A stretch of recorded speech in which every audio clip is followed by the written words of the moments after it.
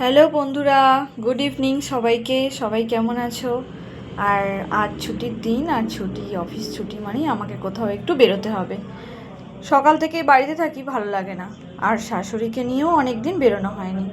তাই আজকে ঠিক করলাম আমরা তিনজনে মিলে বিকেলবেলা একটু ঘুরতে বেরিয়ে পড়বো।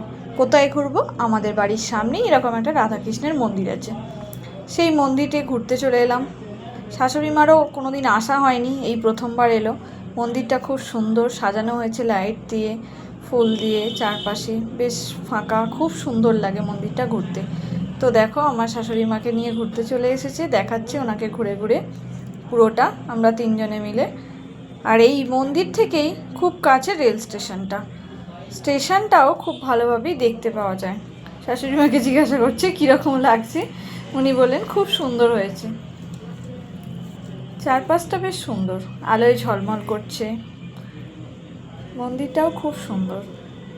যদিও মন্দিরটা বন্ধ হয়ে গিয়েছিল, আমরা জানলার সাইড দিয়েই ছবি তুললাম, ভিডিও বানালাম। এখন ঘুরে ঘুরে দেখছি, তোমাদের সাথেও আমি সেটা শেয়ার করলাম। এবার চলে আসছি পাশে, যাব কালী মন্দিরে। টোটো ধরে আমরা কালীবাড়ি চলে এলাম। কালীবাড়িতেও বেশ ভিড় ছিল, সন্ধ্যের দিকটা প্রত্যেক দিনই জমজমাটি থাকে। আমার উলুবেড়িয়া কালীবাড়ির পাশেই বাড়ি, তাই যখন মন চায় চলে আসাই যায়, কিন্তু সেটা হয়ে ওঠে না। একা একা তো আর আসা যায় না, আর সবসময় সম্ভবও হয় না। আমরা জুতোটাকে পাশের একটা জায়গায় খুলে রাখলাম, রেখে মন্দিরের মধ্যে প্রবেশ করছি।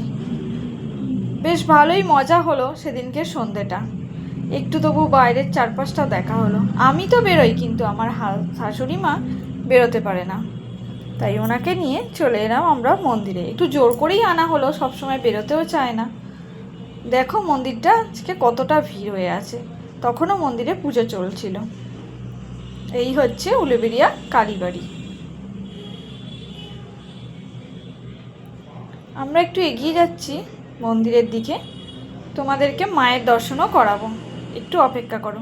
ভিড় হয়েছে সামনেটা, তাও দেখো মাকে দেখা যাচ্ছে। জয় মা।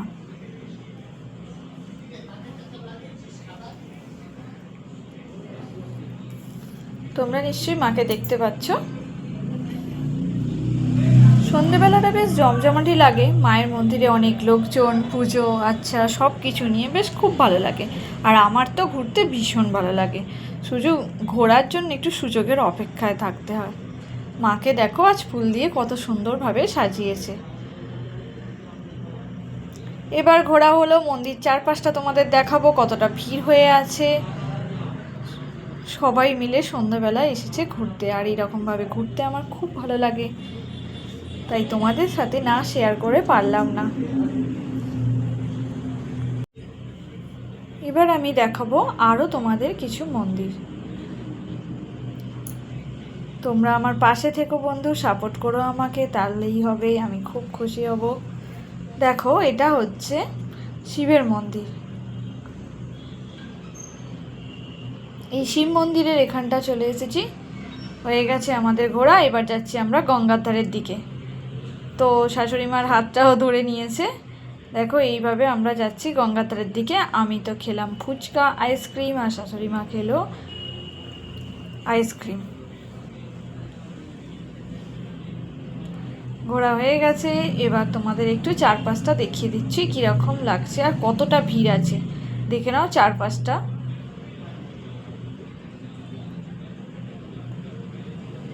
তোমাদের কেমন লাগলো জানাবে। আর তোমরা নিশ্চয়ই অনেকে কালীবাড়ি এসেছো, আর যারা না এসেছো তারা চলে এসো সুযোগ সময় করে আমাদের উলুবেড়িয়ার কালীবাড়ি ঘুরতে। আমি তোমাদের কথা দিচ্ছি, তোমাদের এলে খুব ভালো লাগবে। পারলে একবার সময় সুযোগ করে ঝটপট বেরিয়ে পড়ো উলুবেড়িয়া কালীবাড়ি। ট্রেন থেকে নেবে, টোটোয় 10-15 মিনিট লাগবে, আরও কম সময় লাগে।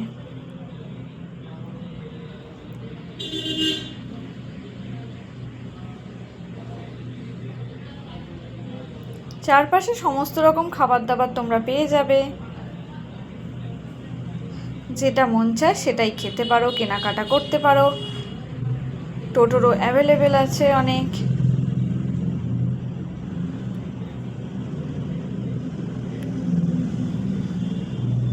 এটাই হচ্ছে আমার কালীবাড়ি ঘোরা শেষ হয়ে গেছে, এবার চললাম বাড়ি, টাটা।